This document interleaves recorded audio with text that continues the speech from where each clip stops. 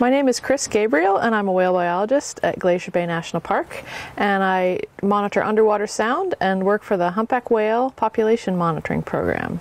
The humpback whale is a migratory baleen whale, and that means that it spends part of the year in high latitude waters like Alaska feeding, and then part of the year down in the tropics for the breeding and calving season. And Glacier Bay National Park is in Alaska, and so a lot of humpback whales come to southeast Alaska to feed each summer. And the humpback whale monitoring program is a system that the Glacier Bay National Park uses to find out how many different whales are using the park and where they are. And that's important for a couple reasons. One thing we do with that data is track the population trend over years. This is a very long study. It's long-term monitoring, and it started in 1985. And so we've been able to track the population over that time and determine that the population has grown at about 5 to 7% a year.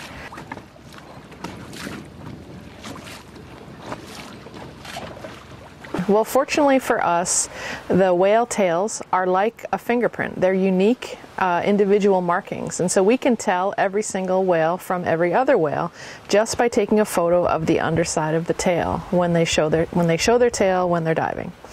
And so we go out on the water in a small boat, and we find humpback whales and we take pictures of them as they dive. We make notes in the field about what we're seeing, what the whales are feeding on, where they are, and each of those individual photographs and set of notes becomes a record in a large database that we have on humpback whale life histories.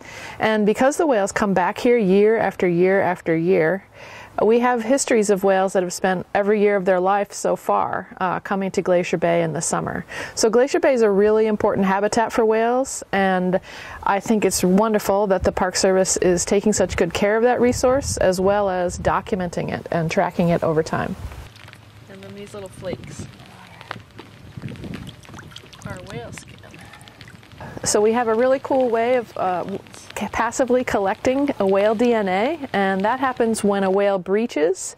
The whales slough skin, kind of like if you had a sunburn, you slough that skin. Well, whales are sloughing their skin all the time, and so when they breach or slap their tail on the water, we wait for the whale to leave, and then we go over to the slick where that whale was with a little fish net, and we go and pick up a piece of that skin.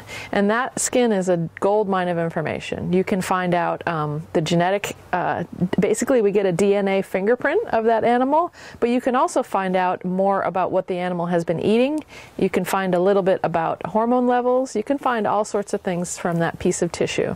I think that studying humpback whales over the past 30 years so far has had a really strong effect on being able to protect Glacier Bay as whale habitat, as well as an excellent marine ecosystem and a place to visit. And I hope that for the future, I hope that humpback whale monitoring continues long into the future, because it enriches park visitors' experience as well as teaches us a lot about whale biology.